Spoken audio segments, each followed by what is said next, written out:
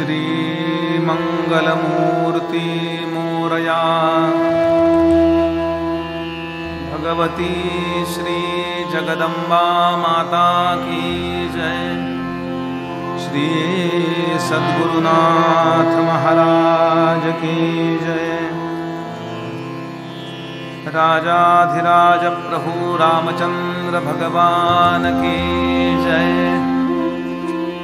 श्री महारुद्र हनुमान की जय।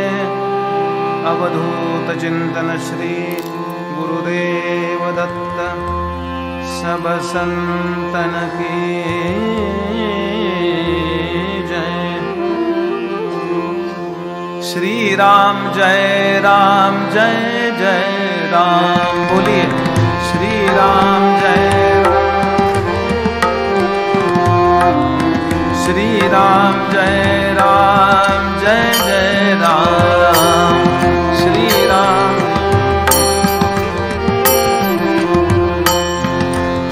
राम जय राम जय राम।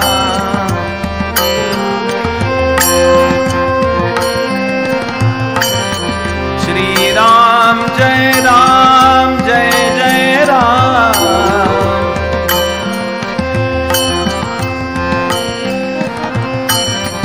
श्री राम जय राम जय राम।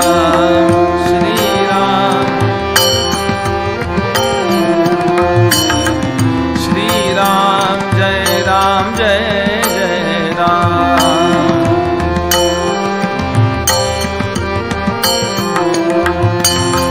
श्री राम जय राम जय राम।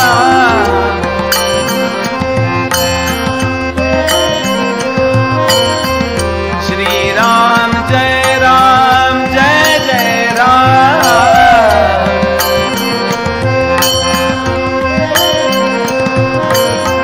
श्री राम जय राम जय राम।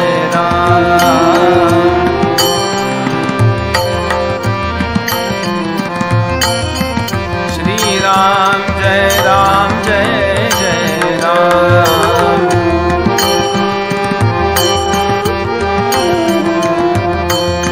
श्री राम जय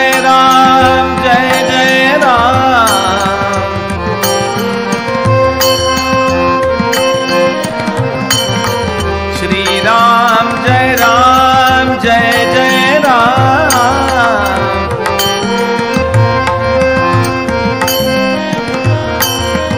श्री राम जय राम जय राम।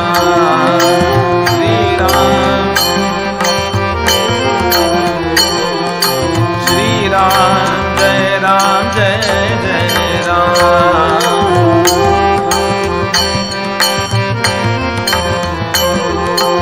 श्री राम जय राम जय राम।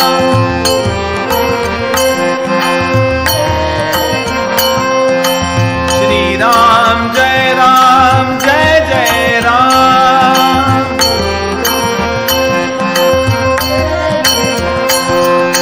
श्री राम जय राम जय राम। राम जय राम। राम जय राम जय राम।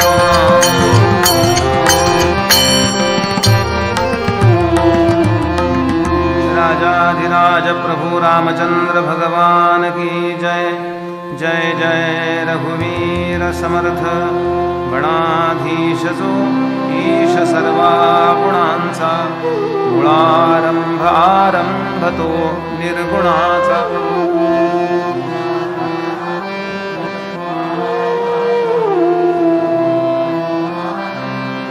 राघवाचा सुखासारिखे पूर्ण वैराग्य जाचे। वसिष्ठा परिज्ञान योगेश्वराचे।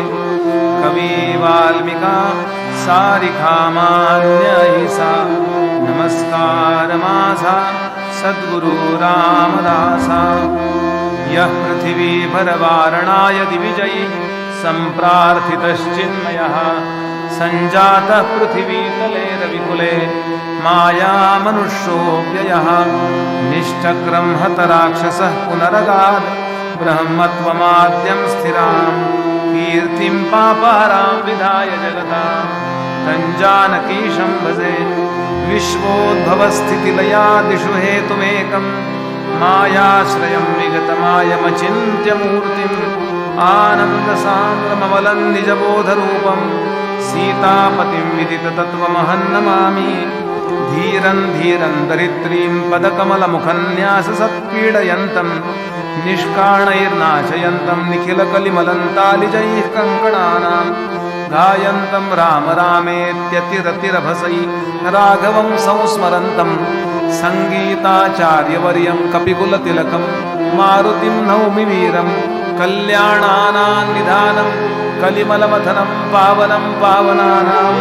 पाथेयं यन्मुमुक्षो सपदि परपदप्राप्तये प्रस्थितस्य विश्रामस्थानमेकं कविवरवचसां जीवनं सज्जनानां बीजं धर्मद्रुमस्य प्रभवतु भवतां भूतये रामनाम भवानी शङ्करौ वन्दे श्रद्धा विश्वासरूपिणौ याभ्यां विना न पश्यन्ति सिद्धा स्वान्तस्थमीश्वरम् आपदामपहर्तारं दातारं लोकाभिरामं श्रीरामं भूयो भूयो नमाम्यहम् उद्भवस्थितिसंहारकारिणीं क्लेशहारिणीं सर्वश्रेयस्करीं सीतां नप्तोऽहं रामवल्लभाम् अनेन प्रीयतां देवो भगवान् जानकीपति श्रीरामचन्द्रः पूर्वेषाम् अस्माकं कुलदैवतं श्रीराम समर्थ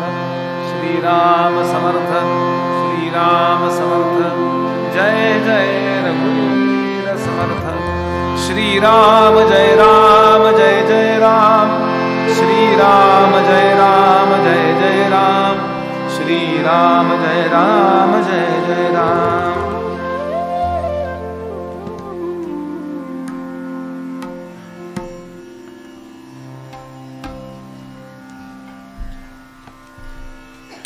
भगवान श्री रामचंद्रांच्या अत्यंत पवित्र अशा कथेमध्ये अवगाहित होण्यासाठी सुस्नात होण्यासाठी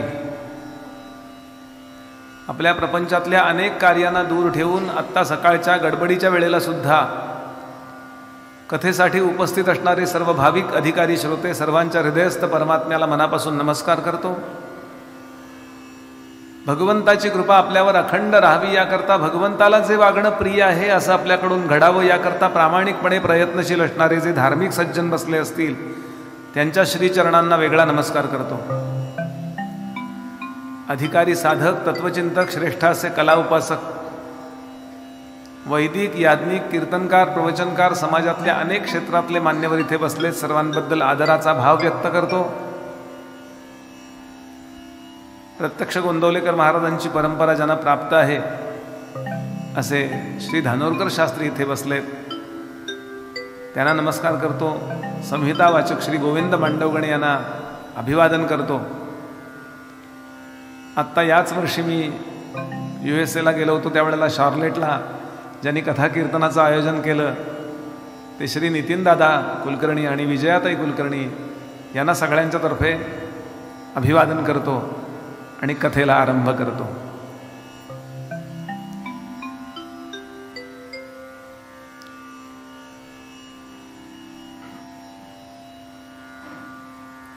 ज्या संत सत्पुरुषांना परमात्म्याचा साक्षात्कार झाला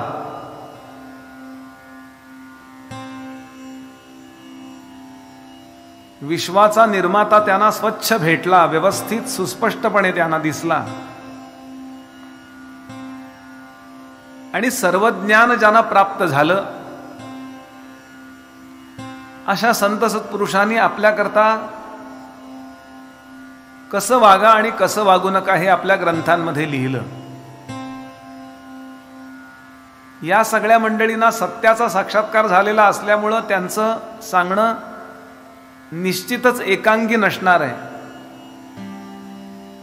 सर्वांग परिपूर्ण उपदेश संत महंतांनी केला, मग ते ज्ञानोबा असतील, मुकुंदराज असतील, आत्तापर्यंत झालेले श्री गोंदवलेकर महाराज असतील, या वळणावरचे सगळे संत आणि या सगळ्यांनी एक आग्रह केला की तुम्ही सातत्याने अध्यात्म श्रवणात राहा. कारण प्रपंचाचा, रोजच्या व्यवहाराचा आपल्यावरती एवढा प्रभाव असतो की एवढंच सत्य आहे असं आपण मानून चालतो आणि म्हणून पुन्हा पुन्हा जन्ममरण परंपरेमध्ये अडकतो. समाजाच्या विचारांच्या प्रवाहामध्ये आपल्याला राहावं लागेल निश्चित आहे, पण प्रवाहाबरोबर वाहून जाणं हे आपल्याला जिवंतपणा नसल्याचं लक्षण नव्हे काय. प्रवाहाबरोबर फक्त मेलेला मासा वाहतो हो, जिवंत मासा त्याच प्रवाहात असतो, पण तो कधी वाहून जात नाही.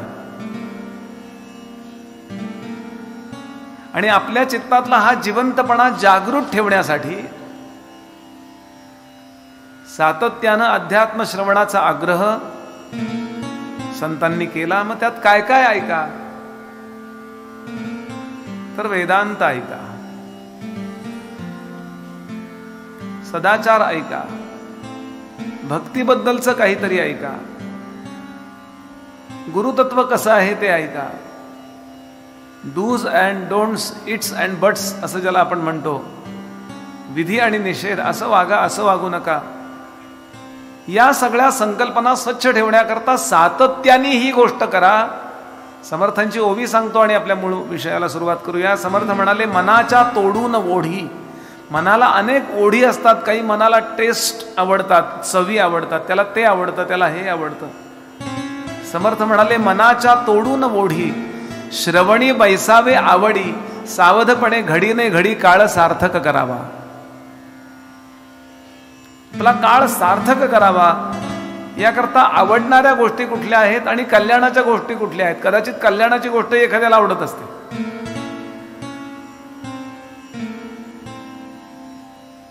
म्हणून सातत्याने तुम्ही या गोष्टी करा. म्हणजे एक प्रकारे आपल्या चित्तातलं दुःखानं तोंड द्यायचं सामर्थ्य वाढतं, सुखानं हुरळून न जाण्याचं सामर्थ्य वाढतं. आणि आपलं जीवन हे रिॲक्शन्स असत नाही, प्रतिक्रिया असत नाही, तर ते क्रियात्मक असतं. प्रारब्ध नावाची जी गोष्ट आहे ना, म्हणजे पूर्वी केलेलं कर्म, त्या कर्माचा परिणाम आपल्या अवतीभोवतीचं वातावरण निर्माण होतं. आणि बऱ्याचदा आपण त्या प्रारब्धाला प्रतिक्रिया देण्यात नवीन प्रारब्ध बनवतो. ती मला असं बोलली, आता बघतेच तिला, ती प्रतिक्रिया आहे हो. पण मी तिला गेल्या जन्मी असं बोलली होती, त्याचा फिट्टम फाट झाली, संपला विषय हो. असाही विचार करता येऊ शकतो. पण समाजाचा जो प्रवाह आहे विचारांचा, त्यामध्ये आपण असे काही वाहून जातो की आपलं जीवन क्रियाऐवजी प्रतिक्रिया ठरतं आणि प्रतिक्रियेचा परिणाम असा होतो की आपण पुन्हा पुन्हा त्या जन्ममरण परंपरेमध्ये अडकतो. म्हणून कर्तव्य तर सगळी उत्तम करा, त्यात अजिबात चुकू नका, पण नवीन काही प्रारब्ध निर्माण होणार नाही, नवीन काही पुन्हा भोगाय करता उरणार नाही. अशा प्रकारे आपलं पूर्वीचं जे कर्म आहे ते वजा करत चला.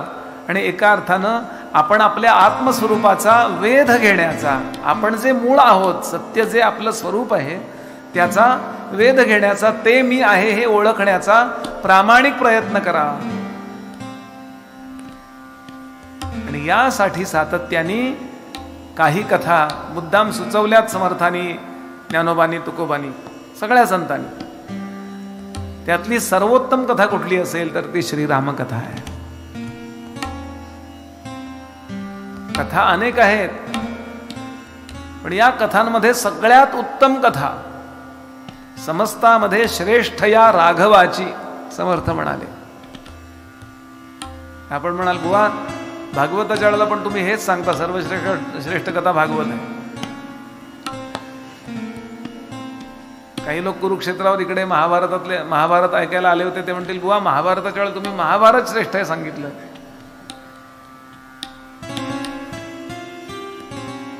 कशा करता श्रेष्ठ आहे हा मुद्दा आहे.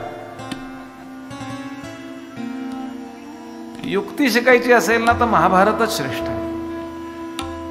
भक्ती शिकायची असेल ना तर भागवतच श्रेष्ठ आहे. पण युक्ती असेल, भक्ती असेल किंवा देवी भागवत शक्तीचा ग्रंथ आहे, हे सगळे ग्रंथ जरी श्रेष्ठ असले तरी हे तिन्ही ग्रंथ आपल्याला त्या त्या वळणावरती त्या त्या गोष्टी शिकवतात. अशी जीवनामध्ये येणारी अनेक वळणं असणार आहेत, पण हे जीवन ज्याच्यावरती आधारलेलं आहे ती सन्निती म्हणजे बेस, आपला पाया जीवनाचा तो सन्नितीचा असला पाहिजे. त्याकरता श्रेष्ठ रामकथाच आहे. म्हणून ज्याच्यावर आपलं जीवन आधारलेलं आहे त्या सगळ्याचा आधार रामकथा आहे. म्हणून मी कालच बोललो की रामकथा नाही असं एकही पुराण नाही. भागवतात रामायण येतं, देवी भागवतात रामायण येतं, महाभारतात 5 वेळा रामायण येतं, 5 वेळा सविस्तर. म्हणजे याची महती सगळ्यांनी मान्य केलेली आहे.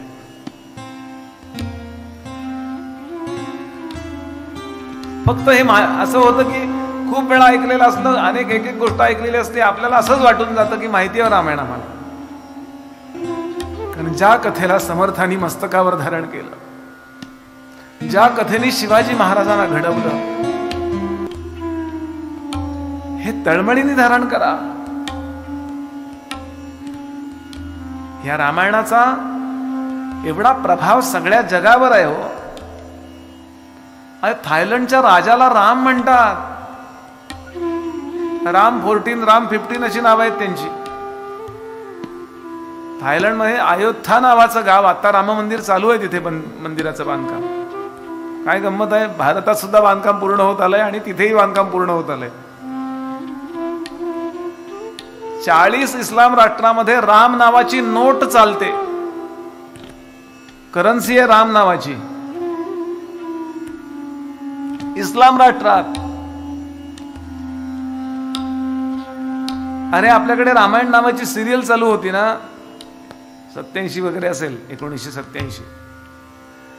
तेव्हा वर्णन आहे की पाकिस्तानातले रस्तेच्या रस्ते ओस पडत असत, भारतातले तर पडत असतच.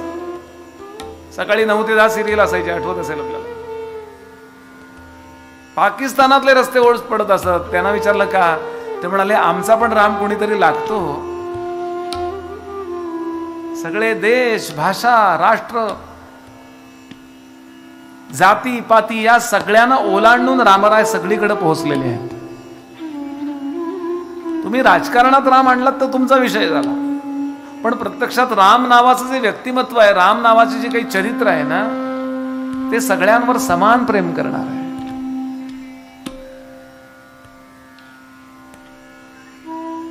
म्हणून माहीत असेल तरी ऐका, माहीत करण्याकरताही ऐका. पुष्कळ गोष्टी माहीत नसतात आपल्याला.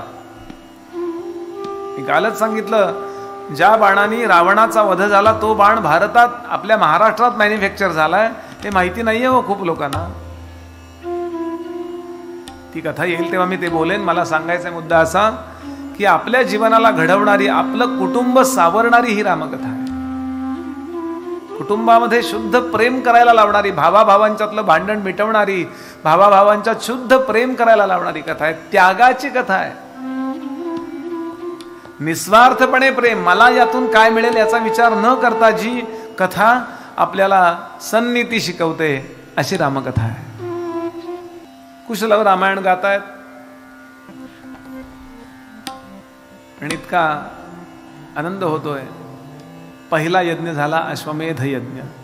या यज्ञामध्ये राजांनी त्या यज्ञ मंडपातच झोपायचंय, घरी झोपायला जायचं नाही.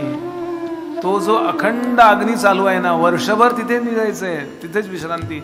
आणि तो जो गंध, तो जो धूर येतोय ना त्यातनं, तो याच्या फुफ्फुसात गेला पाहिजे. राण्यांनी सुद्धा महिन्यातले 4 दिवस सोडून बाकी तिथे विश्रांती घ्यायची. अशौच आलं तर फक्त तिकडे जायचंय. आणि असं वर्षभर तिथे विश्रांती. पहिला अश्वमेध नावाचा यज्ञ झाला. अग्निष्टोम, ज्योतिष्टोम, अथर्व वेदांतर्गत कल्पसूत्र नावाच्या सूत्राच्या मार्गदर्शनाने हा यज्ञ झाल्याचा उल्लेख इथे येतो. आणि सगळं काही व्यवस्थित चाललंय.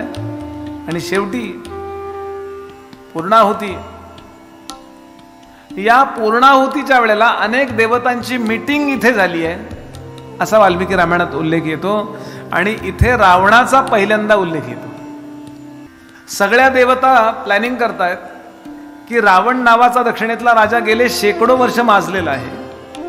ते श्लोक दुपारी बोलू.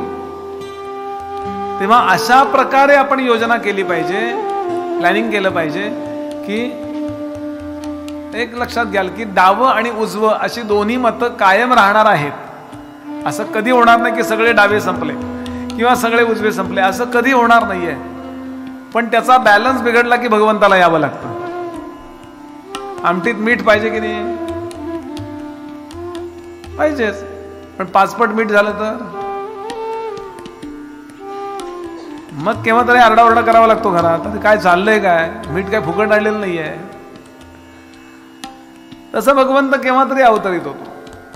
आजही चांगले वाईट लोक आहेत की नाही, पण जेव्हा अति होतं तेव्हा परित्राणाय साधूनां विनाशाय च दुष्कृतां. एक त्याचा लॉजिक सांगतो आणि पुढे जातो. आपल्याला मी काहीतरी बोललो किंवा तुम्ही मला काही बोललात, मला वाईट वाटलं किंवा मला चांगलं वाटलं. हे वाटणं नावाची गोष्ट कुठं असते तर मनामध्ये असते. माझ्या मनाला खूप चांगलं वाटलं हो, त्याने माझा इतका आदर केला किंवा त्यांचे माझा इतका अपमान केला, माझ्या मनाला फार वाईट वाटलं. परवा एक जण सांगत होते, मुंबईहून पुण्याला येताना लोणावळा सुरू झालं ना की लोणावळ्यापासून पुण्याकडे असं तापमान कमी व्हायला लागतं आणि अपमान वाढायला लागतो. म्हणजे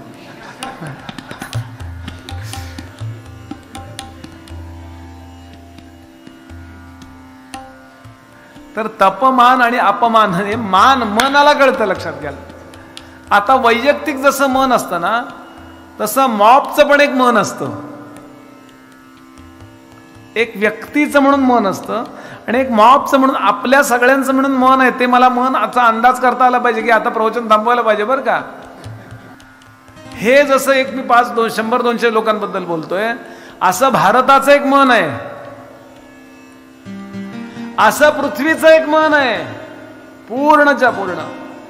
आणि या मनाला जेव्हा वाईट वाटायला लागतं, जेव्हा वाईट लोक वाढतात, तेव्हा या मनाला वाईट वाटतं. त्यावेळेला ते माइंड, ते मन परमात्म्याची प्रार्थना करतं की तुम्ही अवतार घ्या. तेव्हा अवतार होतात. विवेकानंदांनी सांगितलंय अवतारवाद म्हणजे काय, युनिव्हर्सल नेसेसिटी असा शब्द वापरला त्यांनी. एक वैयक्तिक पर्सनल कॉन्शियसनेस असतो तसा युनिव्हर्सल काय कॉस्मिक कॉन्शियसनेस असा त्यांनी शब्द वापरलाय. असं सगळ्यांना वाटायला लागतं की नाही राव काहीतरी यात बदल झाला पाहिजे.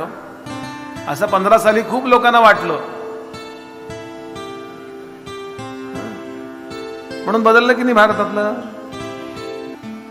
आणि मग परमात्मा अवतरित होतो. हे थोडं अभ्यासाचा विषय आहे. आता जेवढा वेळ होता तेवढ्या वेळात मी जेवढं शक्य झालं तेवढं बोललो, पण अजून डिटेल स्टडी ज्यांनी वाढवायला हरकत नाही की कसा आलायचा अवतार हा. आणि आता इथे रावणाचा उल्लेख येतो आणि पूर्णाहुती झाली असं वर्णन करतात. नाथांचं रामायण सुद्धा छान आहे. ते म्हणाले कुंड बेदीपा सुलक्षण, अतिशय सुंदर पद्धतीने ते यज्ञ मंडप घातलेले आहेत. एकही आहुती कमी दिली गेली नाही आणि एक आहुती जास्त दिली गेली नाही. जास्त आहुती सुद्धा देऊन चालणार नाही. हो, पुष्कळ लोक म्हणतात नाही त्या सुपात उरलाय ना टाकून द्या. असं तुम्ही कुकरमध्ये उरलेला सगळा भात खाऊन टाकता का? बायको म्हणली उद्या एकादशीच आहे, खाऊन टाका भात. डस्टबिनमध्ये टाकणं काय तुमच्या पोटात टाकणं काय, हा गिळा. चालेल का आपल्याला असं? अग्नीच्या द्वारे आपण भगवंताच्या मुखामध्ये, अग्निर्मुखावई देवा, अग्नीचं मुख म्हणजे देवाचं मुख म्हणजे तो अग्नी आहे, त्याच्यात भरवतोय आपण. असं बाजूचं पण असं नाही करायचं. कचरा गोळा करून खाता का तुम्ही? वाढताना सांडलंय काही असं नाही म्हणले हा, असं होतं का कधी?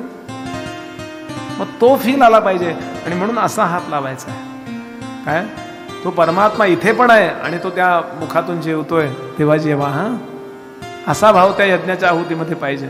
तेव्हा जेव्हा हा त्याचा टाका ढोसा मध्ये मध्ये फुंकायचं पण नाहीये. फुंकलत ना जरी तरी तुम्ही थुंकी मारली त्याच्यावरती, तुम्ही उष्ट झालं.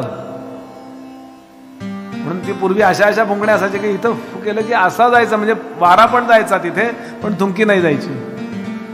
किंवा त्या विशिष्ट प्रकारची वारा घालायची मिळतात, कारण देव जेवतायत यज्ञाद्वारे.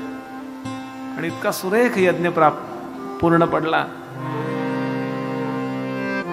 अनेकांनी अनेक पद्धतीने दिलंय की त्या क्षणाला तिथे पूर्णाहुती जेव्हा झाली, पूर्णाहुती उत्तमाम जो होती ते जेव्हा झालं तेव्हा भगवान विष्णूंनी स्वतः अग्निनारायणाला सांगितलं, जा अग्निनारायणा, हा स्वर्गीय पायसाचा, या खिरीचा प्रसाद नेऊन दे दशरथा घे हे पायसदा तुझ्या यज्ञी मी प्रगट झालो, तुझ्या यज्ञी मी प्रगट झालो, हा माझा सन्मान दशरथा दशरथा दशरथा घे हे पायसदा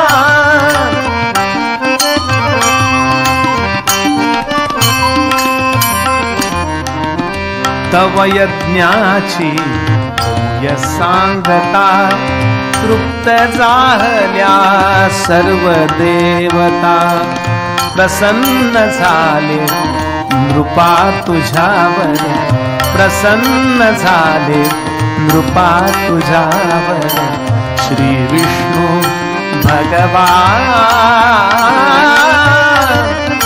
दशरथा दशरथा दशरथा घे हे पायसदा पायसदा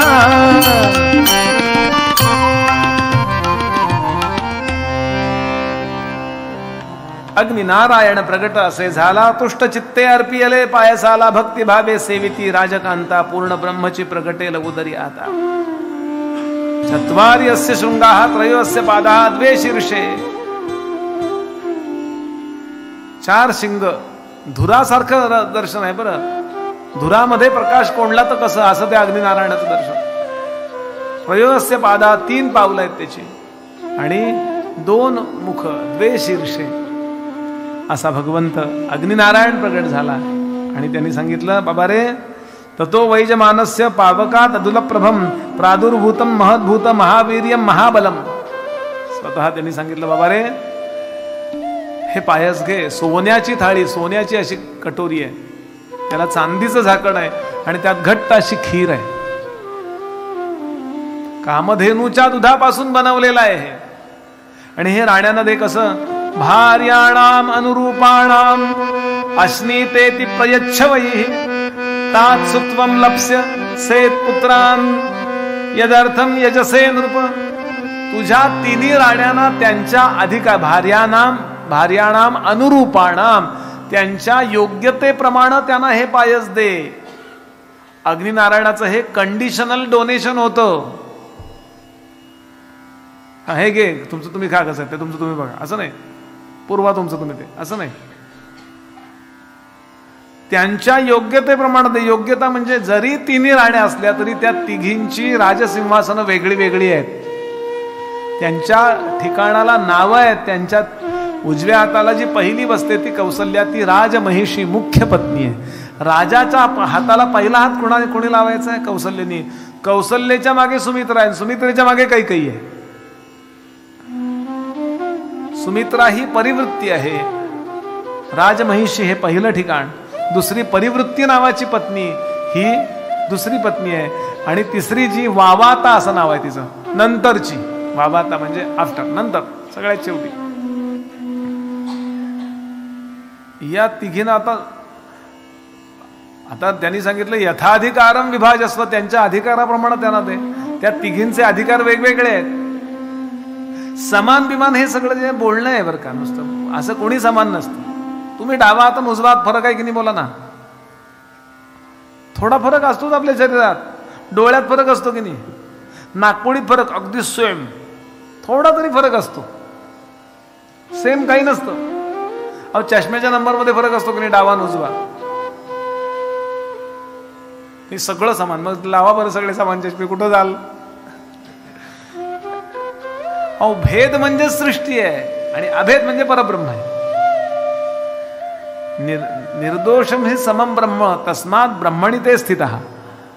फक्त परब्रह्म नावाची एक गोष्ट अशी आहे की जिथे फरक नाहीये, बाकी फरक फरक फरक आणि फरकच. सगळ्यांचं रक्त तांबडं, तरी प्रत्येकाच्या रक्ताचं A+B+ आहे ना, O. त्यातही पुन्हा एकच A चालत नाही असं पण आहे काय काय, अजून डिटेल स्टडी खूप आहे. म्हणले सेम होते रक्तगट, तरी पण नाही चाललं त्यांना, ते सगळं बाहेर आलं. काय कारण? ते म्हणले लाख लोकांच्यात एकाला होतं.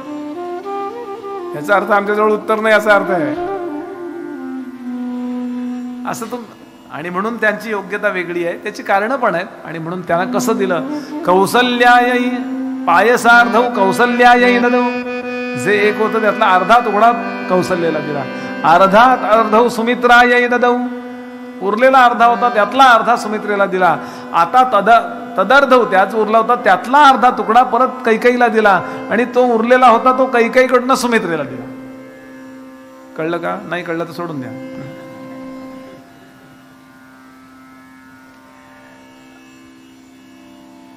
आणि झालं. उदरामध्ये जेव्हा तो पायच गेला, थोडक्यात DNA फरक व्हायला लागतो. गुढसूत्रात काय शरीरात बदल व्हायला लागतो, व्हायला लागतो.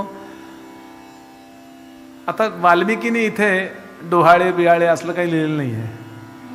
वाल्मिकी हे रामांचं बालपण सुद्धा एका श्लोकात संपवतात, आणि यानंतर रामराय मोठे झाले, संपला विषय. इथे जर वेदव्यास असते तर राम दिसतो कसा, हसतो कसा, बोलतो कसा. श्री एकनाथ महाराजांनी डोहाळ्यांची वर्णनं केली आहेत.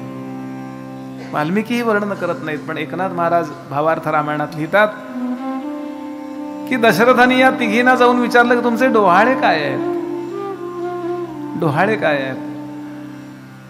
तेव्हा कौसल्या काय म्हणाली? नाथांची ओवी आहे. आणून द्या धनुष्यबाण, टाकीन आपटून रावण, राक्षस कुल निर्दालीन, आत्ताची क्षण मात्रे.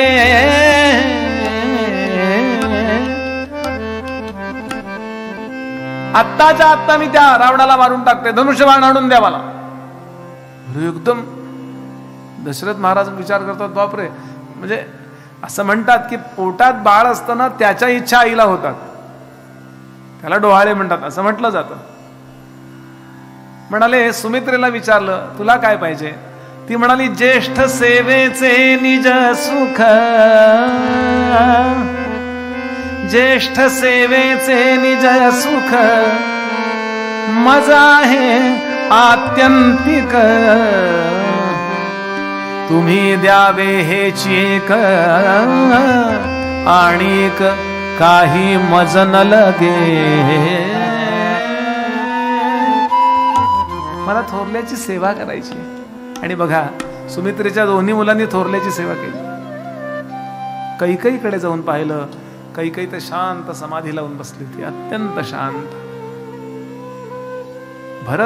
श्री भरत आणि श्रीरामांच्या मध्ये अत्यंत साम्य वर्णन करतात रामायणकार. फक्त रामांच्या छातीवरती एक तुळशीचं पान होतं, रोमावली होती. ओळखत नसत दोघं, इतके बॅलन्स, इतके शांत. असा एकूण हा संवाद अनेक रामायणकार लिहितात. आणि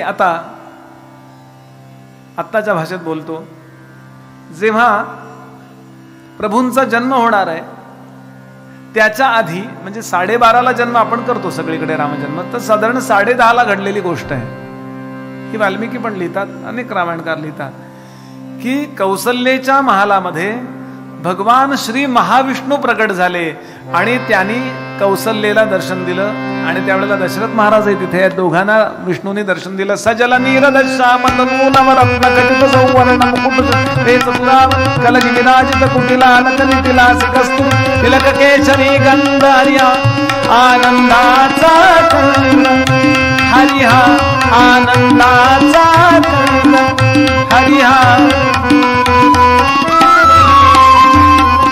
श्रवणी मनोहर मकर कुंडले फुल्ल गल्ल कर्णांत दीर्घ सुप्रसन्न लोचन इंदु वदन तिलकुंदर दनानु अधर बिंबगत हास्य मंद मंद, आनंदाचा कंद, उभा पुढे भक्त सखा गोविंद.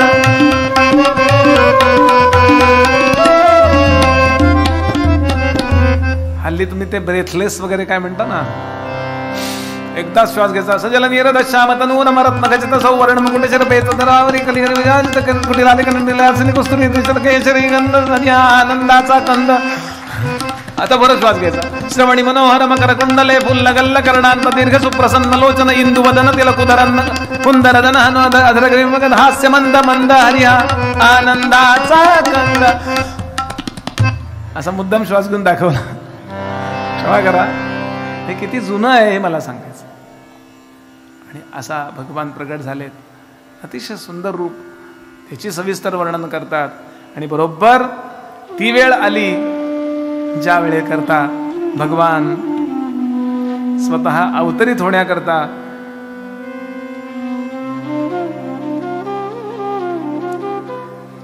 भक्तांचं रक्षण करण्याकरता आसुसलेले होते. ती वेळ आली. आता फुलं हे करायला पाहिजे.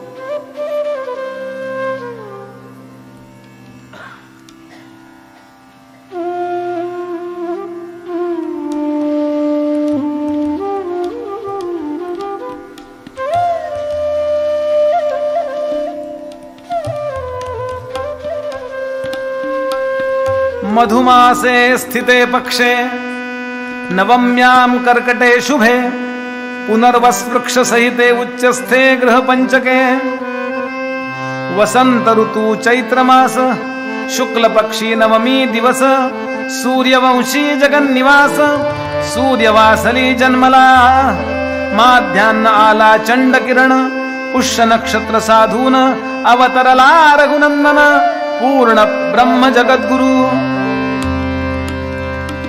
भगवान श्री राजाधिराज रामचंद्र महाराज की, राजाधिराज प्रभु रामचंद्र भगवान की, राजाधिराज प्रभु रामचंद्र भगवान की जय.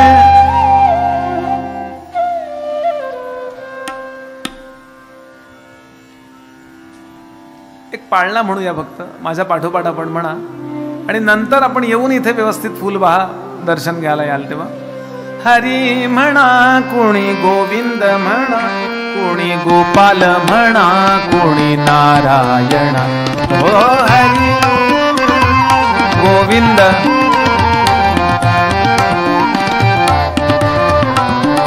हो हरी म्हणा कोणी गोविंद म्हणा कोणी गोपाळ म्हणा कोणी नारायण. हो हरी गोविंद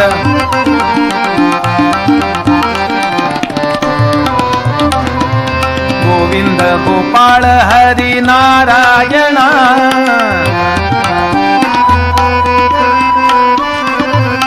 गोविंद गोपाळ हरी नारायण.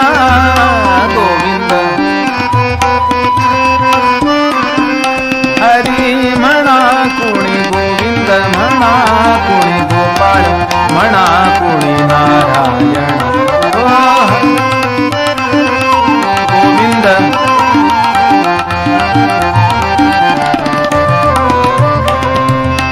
ईश म्हणा जगदीश म्हणा ईश. ओ ईश म्हणा जगदीश म्हणा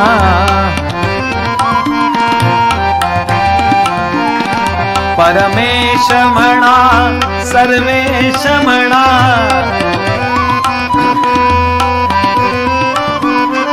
परमेश म्हणा सर्वेश म्हणा.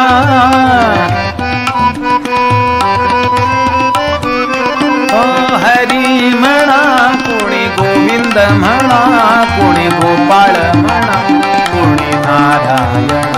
ओ हरी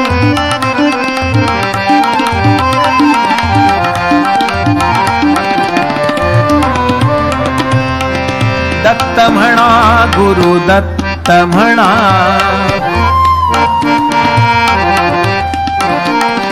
श्रीपाद म्हणा अवधूत म्हणा श्रीपाद.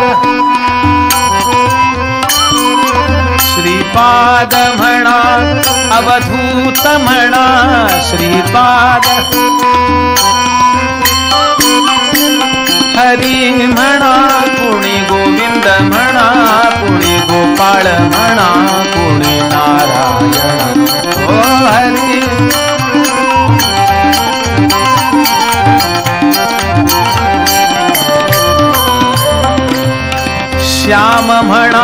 घनश्याम म्हणा,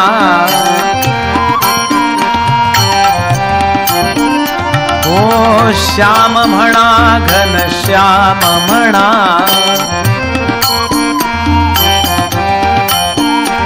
मेघश्याम म्हणा राधेश्याम म्हणा, मेघश्याम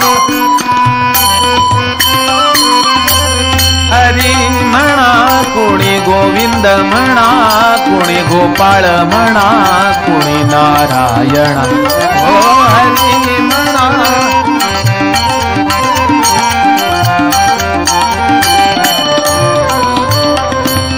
राम म्हणा सीताराम म्हणा, राम म्हणा, ओ राम म्हणा सीताराम म्हणा, राम म्हणा, राजा राम म्हणा, आत्मा राम म्हणा, राजा राम,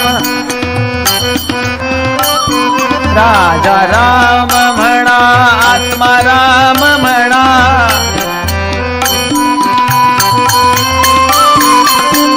हरी म्हणा, कोणी गोविंद म्हणा, कोणी गोपाळ म्हणा, कोणी नारायण, ओ हरी गोविंद,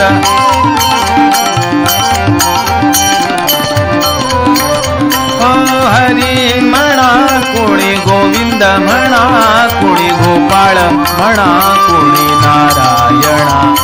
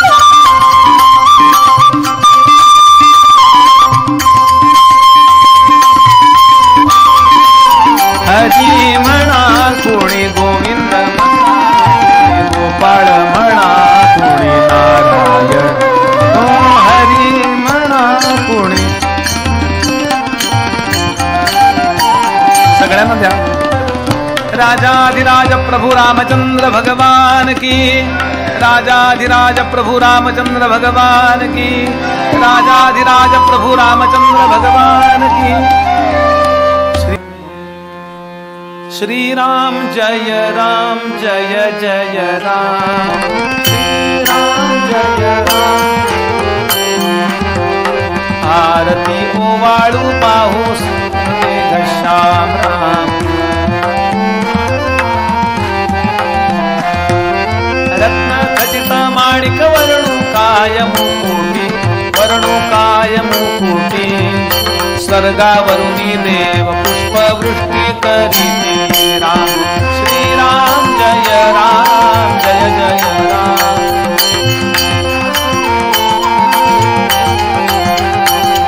आरती उमाळू पाहू सुंदर मेघश्याम राम,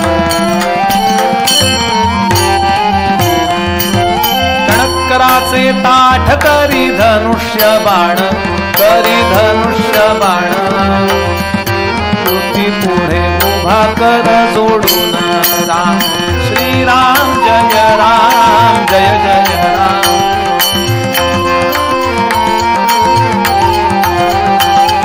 आरती ओवाळू पाहू राम, आरती ओवाळू पाहू,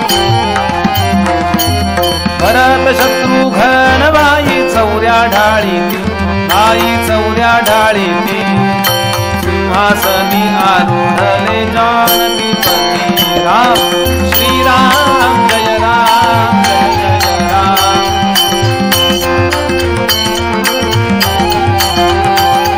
आरती ओवाळू पाहू राम, आरती ओवाळू पाहू, नामा म्हणे मागणे जीव, म्हणे मागणे वाढो राम चरणाची राम